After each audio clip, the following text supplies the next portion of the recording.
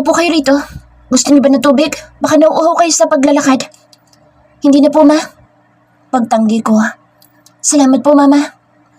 Pumasok si mama sa kubo para kumuha ng tubig. Napatingin naman ako kay Lander. Nauuhaw ka pala? Sa pagkakaalam ko ay may bottled water ako nakita kanina nakapatong sa harapan ng manibela nito. Hinila ko ni Lander para maupo sa kahoy na upuan na pahaba. Kapag inalok tayo, baby, hindi natin dapat tanggihan. Kahit tubig pa iyan. Palagi dapat tayong maging grateful.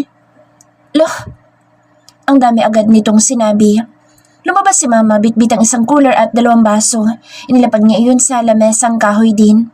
Pinainom muna ako ni Lander kahit hindi ako nauuhaw pero naubos ko naman ang 1 basong tubig. Mukhang hindi ka nga nauuhaw, baby. Tinaasan ko lang ito ng kilay at saka sinundan ito ng tingin. Ang ginamit kong baso ay yun din ang kanyang ininuman. Walang problema sa akin iyon dahil palagi naman ito iyong ginagawa kapag magkasama kaming dalawa. Pagtingin ko kay mama ay nakanganga ito na mukhang gulat na gulat. Bakit hindi mo ginamit ang 1 baso, Lander? Magkakasalitan pa kayo ng laway niya ni Tina. Kulang na lang ay gusto kong magpalamon sa lupa kung alam lang ni mama kung paano akong halikan ni Lander. Ayos lang po, mama. Para po tipid na sa hugasin. Gusto kong kurutin sa Lander. Pati sagot nito ay parang syunga. Magsasalita pa sana si mama nang marinig ko ang boses ni papa mula sa malayo. Naglalakad si papa habang may hawak na lubid na malaki. Kumakaway ito kahit na puro putik na ang katawang pababa sa kanyang paa. Mukhang nagulat ang papa mo sa pagdating ninyong dalawa. Kumaway ako. Papa! Nakapasyal kayo mga anak. Inilapag ni papa ang lubid na maputik. Hindi lumapit si papa sa amin pero pumasok ito sa loob ng kubo. Paglabas nito ay may buhat na natimba at naghugas ng kamay at paa. Lumapit si Lander kay papa at nagkakwentuhan at nagkatawanan pa nga. Habang pinapanood ko ang dalawa ay nangilid ang luha ko sa mata. Ang papa ko na kahit nagkasakit ay patuloy pa rin sa pagsasaka. Ilang taon na lang din ay malapit na itong maging senior. Sobrang sipag ng papa ko at pangako ko sa sarili ko na papalitan ko ng kaginhawaan ang buhay at pamumuhay ng magulang ko.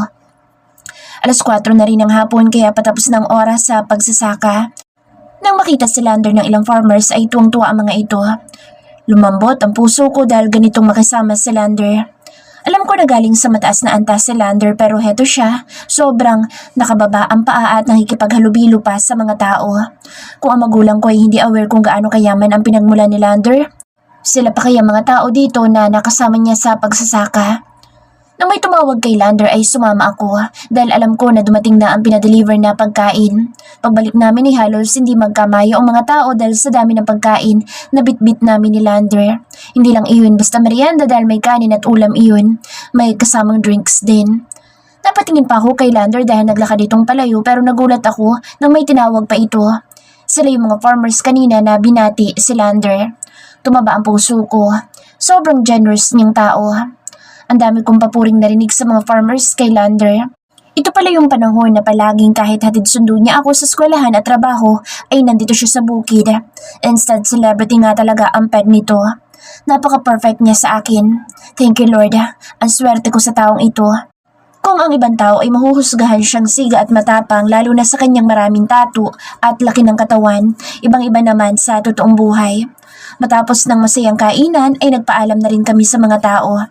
Sakay ng Fortuner ni Lander, si mama at papa na nasa likod. Nakakahiya naman sumakay dito, Lando. Marurumihan ko pa ata ang sasakyan mo. Nahihiyang napakamot na lang si papa. Nagpalit naman ng damit at pantalon si papa dahil iba naman palagi ang suot niyang gamit para sa pagsasaka. No worries, papa. Huwag din po kayo mahiya dahil malinis po kayo. Mag-relax lang po kayo dyan. Naku, ganun ba? Maraming salamat, Lando. Mahiyain talaga ang papakasyaring niyo. Napapangiti pa si mama habang nakatingin sa kanyang asawa. Nagtawanan lang kami at nagpatuloy sa pagbiyahe hanggang sa makarating kami hanggang SM City, Bataan. 1 oras mahigit din ang tinakbo namin nang makarating. Diyos mio, ang tagal ko nang hindi na pupunta dito. Nakatingala si mama sa mataas na mo. Hindi kasi sumama nung nagpunta dito ang mga anak at apo mo rito. Sagot naman ni Papa. Napapangiti ako. Totoo iyon. Ito yung nakalib sa trabaho sa atata niya dahil nag-birthday sa Tricia. Pilit naming isinasama si Mama pero ayaw nito dahil pupunta na lang daw ng bukid. Naintindihan naman namin si Mama kaya nag-uwi kami ng pasalubong. Sa loob ng mall ay nag-ikot kami. Bumili ng maraming appliances si Lander. Si Mama ay napanganga na lang kay Lander. Umiwalay ako kay Lander dahil nag-uusap sila ni Papa at magugulat ka na lang dahil tinatawag nito ang staff ng mall para bilhin ang napakamahal na isang set ng sofa bed. Diyos ko, parang lalagdatin ata ako sa presyo nito. Napakapit na lang sa braso ko si Mama. Hindi ako nagsalita at pilit na kumalma para hindi mapaghalataan na nagugulantang din ako. Hindi lang kasi sofa ang binili nito. Ganun na rin ang wall clock, mga frames para daw may decorate sa pader ng bahay. Ganun na din ang cookware set at utensils at kung ano-ano pang ginagamit sa kusina na pinaglalalagay ni Lander sa cart. Nang may masimasan na si Mama ay bumitaw na ito sa akin. Tumabi na ito kay Lander. Kaya ito na ngayon ang kasama sa pagtuturo. Puno na sa cart ni Papa kaya kay Mama naman ito naglalagay. Lander, anong ginagawa mo? Kulang na lang, bilhin mo na lahat dito. Yumakap sa bewang ko si Lander. Relax baby, bumabawi lang ako sa tagal kong pagkawala. Pero kasi, ang mamahal ng mga ito oh. Nguso ko pa sa mga nakikita ko. Nakakahiya na kasi. Hinapos ni Lander ang pisngi ko. Dapat ngayon pa lang isanayin mo na ang sarili mo baby. Ito pa nga lang nagagawa ko. Malayo pa sa kalahati ng gagawin ko. Napasinghap ako. Ano ba sinasabi mo dyan? Tumawa lang ang loko at magaan na hinalikan ako sa labi. Habang pumipila sa linya si Mama at Papa ay hinila naman ako ni Lander para sa mga groceries. Dalawang malaking cart na puno iyon hanggang sa magbayad kami sa counter. Literal na napamura ako sa hangin nang makita ko kung magkano lahat ang pinamili namin ngayong gabi. Lagpas is 100,000 piso. Nakita ko pa kung paanong nagpunas ng pawis si Papa kahit ang lamig-lamig sa lugar na ito. Mukhang nagulat din sa lahat ng binayaran ni Lander. Iniwan lang namin ang pinamili namin dahil dinala pa kami ni Lander sa isang boutique for men and women. Hinayaan ko na lang si Lander. Kahit nahihi ang magulang ko pero labis-labis ang pasasalamat dito sa kanya.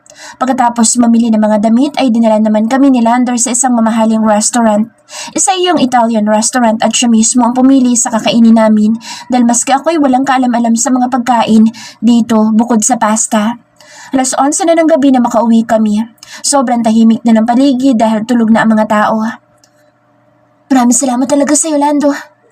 Napapailing si Papa sa mga nakalapag na pinamili namin. Ako naman ay nakaupo sa bagong biling sofa bed. Parang gusto ko na lang na matulog dito.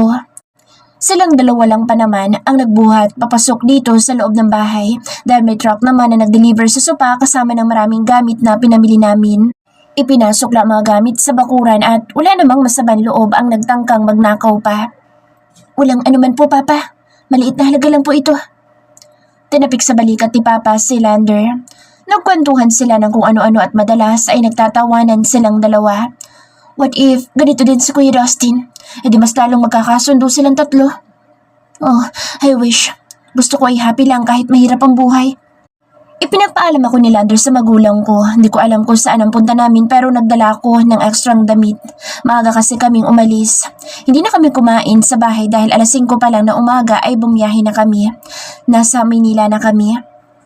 Daan muna tayo dito, baby. May kailangan lang ako sigasuhin. Napatingin ako sa itaas ng building na ipasok ni Lander ang sasakyan. Griffith Tower? Pigil ang hininga ko at kahit pilit kong wag mapahalata na sobrang nagulat ako ay hindi ko mapigilan. Griffin Company. Sa pagkakaalam ko ay isa ang kumpanya na ito sa mga nagmamay-ari ng isang sikat na fiberglass industrial. Maraming warehouse ito sa iba't ibang panig ng bansa at kahit sa ibang bansa. Ikaw ba may-ari niyan? Napabalik ang tingin ko kay Lander. He just smirked and shrugged his shoulders. Not from me, but from my parents. Eh di sa'yo na nga.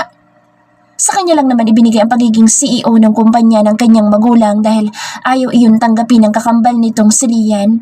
Hindi lang naman ito ang kanilang negosyo dahil marami pa iyon. Alas 7 pa lang naman na umaga nang makarating kami.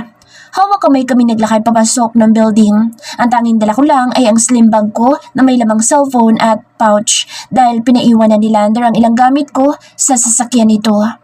Halos hindi magkanda-ugaga ang security personnel na makita si Lander.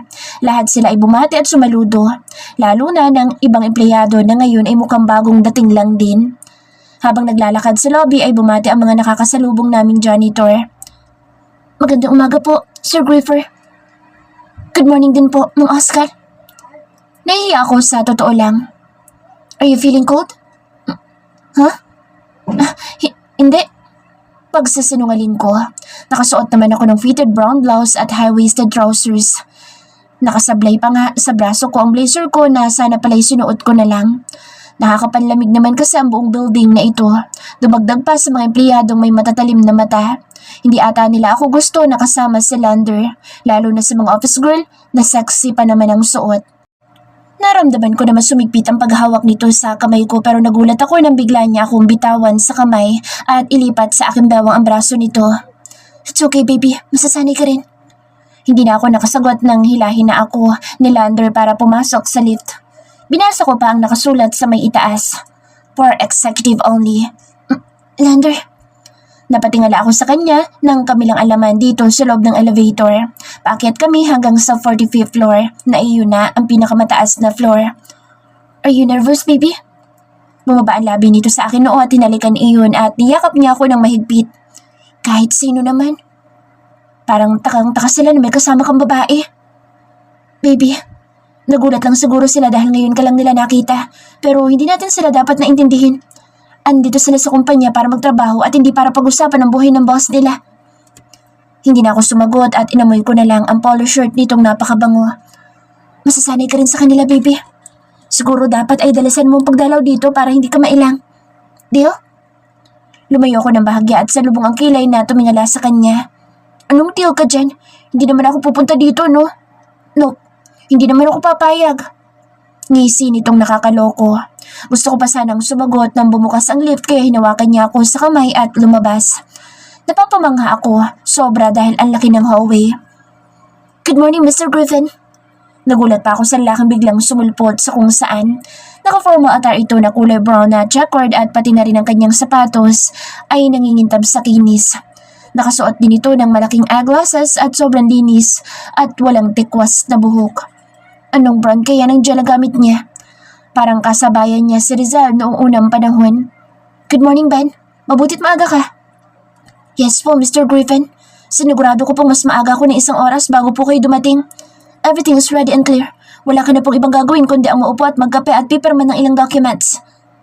Mabilis at mahabang pananalita nito na sa tingin ko'y secretary ni Lander. Lumipat ang tingin nito sa akin na mukhang nagulat din. Tiningnan pa niya ako mula ulo hanggang paa. Tumangu-tango si Lander at tumingin sa akin. This is my beautiful and sweet girlfriend, Tina Ledesma. I'm so lucky to have her in my life. Kumindat pa si Lander sa akin habang pinakikilala ako nito sa kanyang kaharap. Namula magkabilang pisngi ko. And this is my trusted secretary appointed by my parents, Benjamin Bukirin. Nagulat pa ako nang tumayo ng tuwid na tuwid si Benjamin at biglang yumuko at dahan-dahan na humarap sa akin habang inilalagay ang kanang kamay sa kanyang kalawang dibdib with macho smiling face and braces on his teeth. I'm so glad to meet you, Madam Tina Ledesma. You can call me Ben, Madam. Nice to meet you too, Ben. Tinanggap ko ang pakikipagkamay nito. Mabilis lang iyon dahil may narinig ako malakas na tikim. Si Lander na parang agila ang mata. So weird. Hawak kamay pa rin ako ni Lander kahit nandito na kami sa harap ng pinto at may nakasulat na Chief Executive Office. Inilagay lang ni Lander ang kanang palad sa isang maliit na screen at umilaw iyon ng pagguhit. Pag-alis ng kamay ay lumabas ang sign na check na kulay green. Wow, pang-movie lang ang datingan. Nag-automatic ang pagbukas noon kaya pumasok kami sa loob.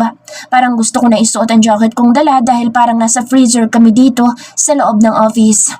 Binitawan ako ni Lander at nauna itong naglakad para buksan ang ilaw.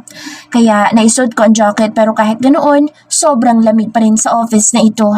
Sobrang ganda at lawak. Napaka-organized ng lahat ng gamit. Ang dingding ay sa kaliwang bahagi, natatakpan ng kulay itim na kurtina na sobrang mahaba.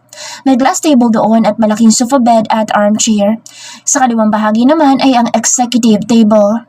CEO, Lander Griffin. Napahinto ko sa paghakbang. Tanitigan ko si Lander habang nakatalikod dito at parang may inaayos sa kanyang table. Nakaramdam na naman ako ng panliliit sa katawan. Si Lander, mayaman at nasa kanya na ang lahat pero bakit sa akin pa siya nagkagusto? Maraming magaganda at professional na ang pwede niyang gawing girlfriend o asawa. Pero bakit sa akin pa na hamak na probinsyana at nag-aaral pa? Bigla itong napaharap sa akin. Baby, are you okay? Ha? Oo. Napatigil si Lander sa ginagawa at lumapit sa akin. Nagugutom ka na ata, baby. I'm sorry. Napabayaan na kita. Ha? Hindi ah. Hinila ako ni Lander nang hindi pinatatapos ang sasabihin ko at pinaupo sa malaking sofa bed. Naglakad dito sa kanyang table at tinampot ang telepono. Bring us the most delicious breakfast in 10 minutes. Make it quick. Ibinaba agad nito ang telepono at lumapit sa akin. Pasensya ka na, baby. Napabayaan kita. Tumabi ito sa akin at napatili na lang ako ng buong lakas niya kung buhatin at ikandong sa kanyang hita. Lander, baka makakita sa atin. Napatingin pa ako sa pinto at baka biglang bumukas sa iyon at makita kami na nasa ganoong itsura. Shhh! Wala makakapasok dito hanggat wala akong sinasabi. Pabulong pa nito sa tenga ko sabay hinalikan iyon. Sure ka? Ano na lang kay Benjamin? Sekretary mo iyon. Natural papasok siya dito. Naramdaman ko ang paghagod ng palad nito sa aking likuran. Kahit na may suot na akong jacket dahil sa tindi ng lamig ay ramdam ko pa rin ang init ng haplos dito. Nakaka-relax. Akong bahala. Sinakop na naman ni Lander ang labi ko at heto na naman ang pag-iinit ng katawan ko. Kasabay ng halika namin dalawa ay ang pagsiklab ng apoy sa katawan ko. Napaiktad ako nang may tumunog na mula sa telepono. Tom, that's so fast. Namumula at namamasapa ang labi ni Lander habang namumula na rin ang magkabilang tenga nito. Kusa akong bumaba sa kandungan nito. Nakasimangot itong tumayo at lumapit sa table nito. Okay. Ang buong akala ko'y bubuksan ni Lander ang pinto pero bumalik lang ito sa pagkakaupo at tumabi sa akin sabay hawak sa hita ko. Sabay pa kaming napalingon sa pagbukas ng pinto. Si Benjamin iyon. Pakilagay sa table ni Mr. Griffin. Inilahad pa ng secretary ang dalawang kamay at nagsanyas para ituro ang lamesang nasa harapan namin. Sunod-sunod na nagsipasok ang 5 lalaki na nakauniforme. Malalaki ang katawan ng mga ito at mukhang security personnel sila. Iba nga lang ang suot nila kaysa security guards na nasa ibaba ng building. May bit-bit silang tig-isa sa kanilang dalawang kamay na mga pagkain. Si Benjamin ang taga-utos kung paano ilalapag ang pagkain. Lumabas na nga ang mga ito at pagbalik ay may bit-bit ng tray na laman ay malinis na mga pinggan at kubyertos at baso. Napakagatlabi na lang ako at pilit na huwag matawa sa galawan ni Benjamin. Kakaiba siya sa totoo lang. Napatingin ako sa paper bag na tinanggalan at binasa ang nakasulat doon. McWright Restaurant. Baka parang pamilyar ang restaurant na yun. Saan ko nga ba yun narinig? Thank you. Nagsisaludo ang 5 security personnel kay Lander at lumabas na din. Tawagan mo lang po ako, Mr. Griffin, kung may kulang pa. No, it's enough na. Thank you. Agad na nagpaalam na si Benjamin. Ang weird niya sa totoo lang. Parang masyadong overacting ang galawan niya. Hindi ko sure kung ganoon lang ba ang personality niya talaga o masyadong perfectionist. Ambot. Marami ang pagkain kaya kumain ako ng marami. Kahit si Lander ay mas maraming kinain ito. Sila ba naman ang katawan?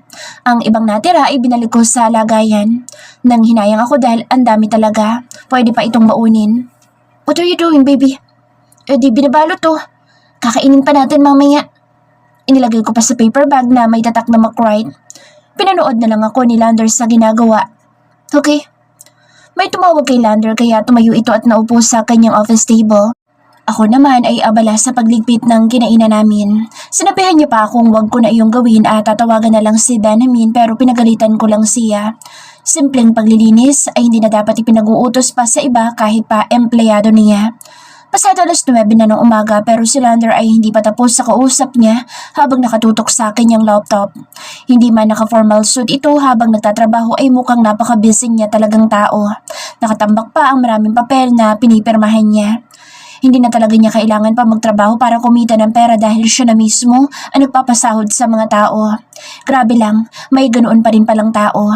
Samantalang si Atilian ay pinapatos kung ano-anong trabaho na kung tutuusin ay sentimo lang para sa kanya ang sweldo niyang nakukuha niya sa minimum wage sa yaman ng kanilang angkan. Tumayo si Lander at sabay suot ng kanyang brown leather jacket at ang gwapo niya. Let's go, baby. Wala ka na bang ibang gagawin? Parang mas kailangan ka ng kumpanya mo kaysa ang gumala. Hindi ito tumawa pero ang mata ay nakatawa. Makapaghihintay naman sila, baby, pero tayong dalawa ay hindi. Hinawakan niya ako sa pisngi sabay halik sa labi ko.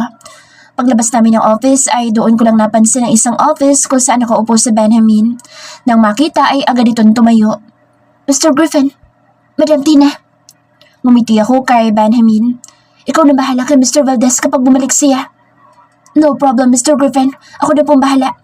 Pero baka hindi na naman siya ang magpunta dito, kundi ang anak niya. Hayaan mo siya hanggang sa magsawa. Yes, Mr. Griffin.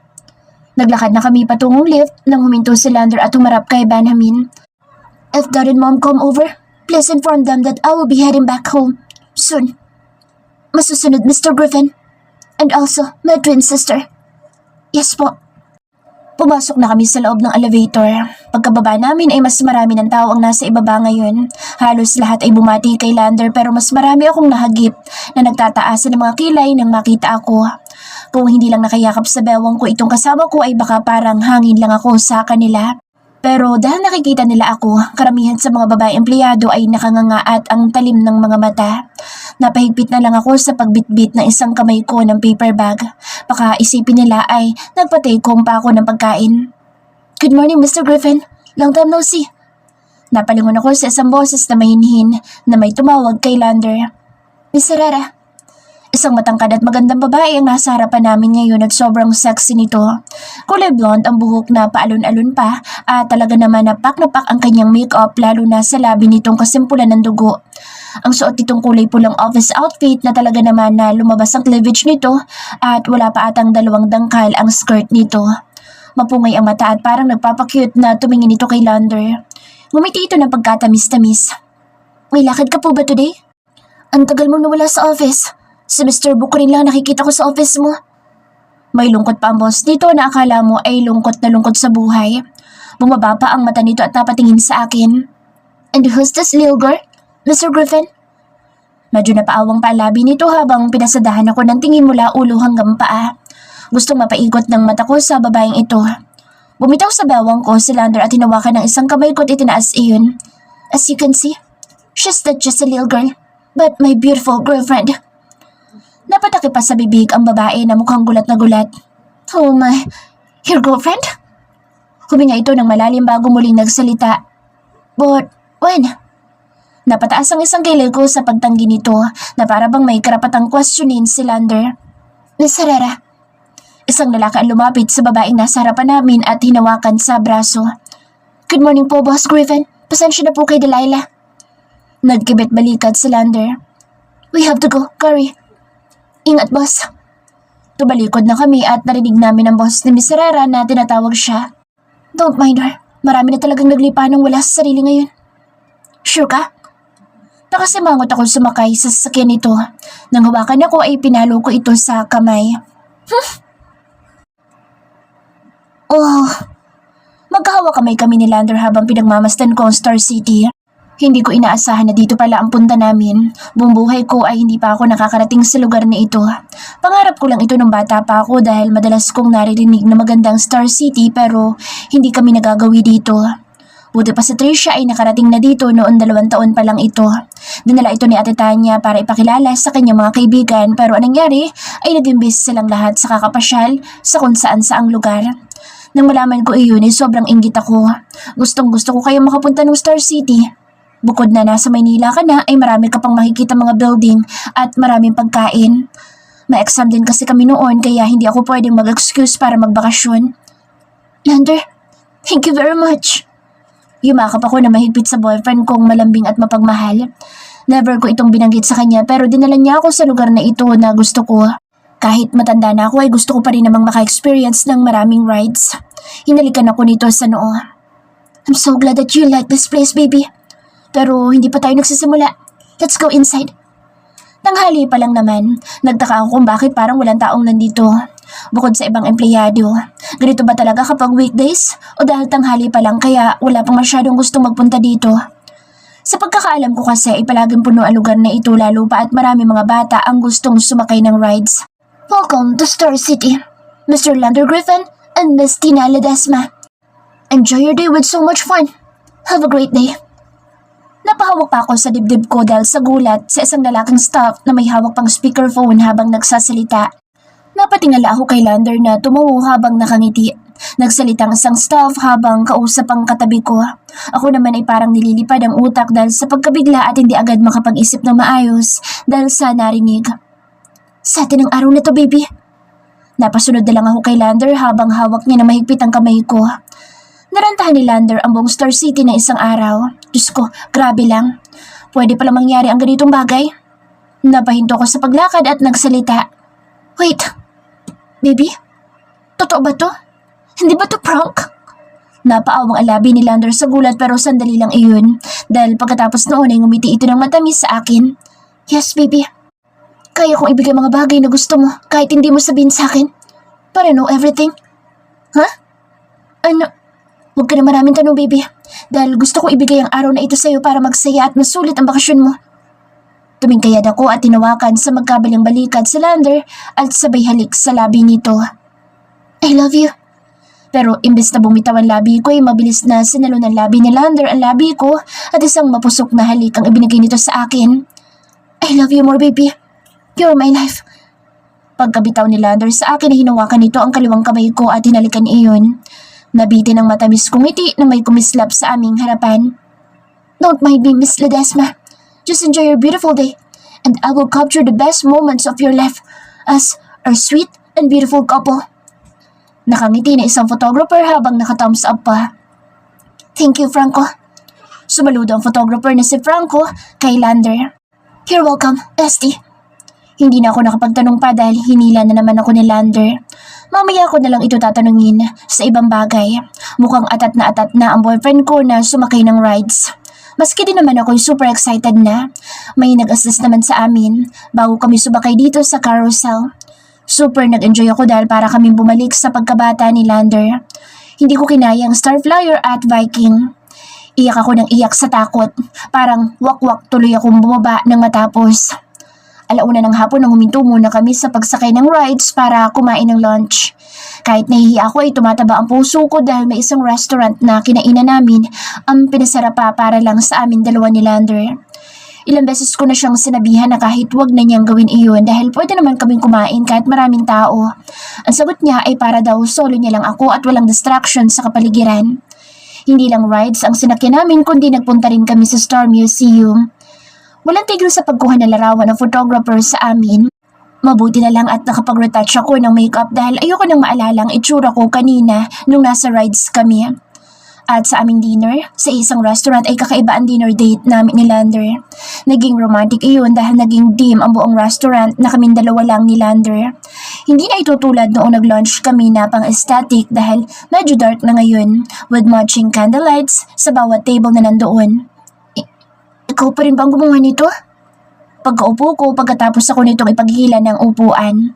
Naupo sa harapan ko si Lander. Suot ang leather jacket niya ay hinubad niya iyon at basta na lang inihagi sa isang kalapit na upuan.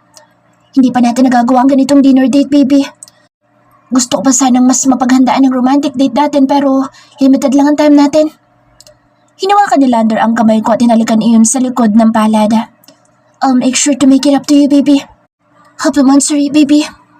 Napasinghap ako. Pero, late ang monthsary natin. Kaya bumabawi ako ngayon, baby. Pasensya na dahil sa trabaho ko. Umiling ako. Naunawaan ko, hindi mo kailangang humingi ng pasensya. Uminit ang puso ko. Gusto kong gawing special ang first monthsary natin, baby. Kaya lahat gagawin ko para makabawi sa'yo. Kahit wag na. Agap ko. Natigilan ito sa sinabi ko kaya mabilis kong sunundan ang sasabihin ko. Sapat na sa akin na makasama ka araw-araw o bigyan mo ako ng time sa kabila ng pagiging abala mo sa araw-araw. Hindi ko deserve ang pagmamahal mo. Baby. Nautal pa ako sa huling sinabi ko. Ito kasi ang unang beses na tatawagin ko siyang baby.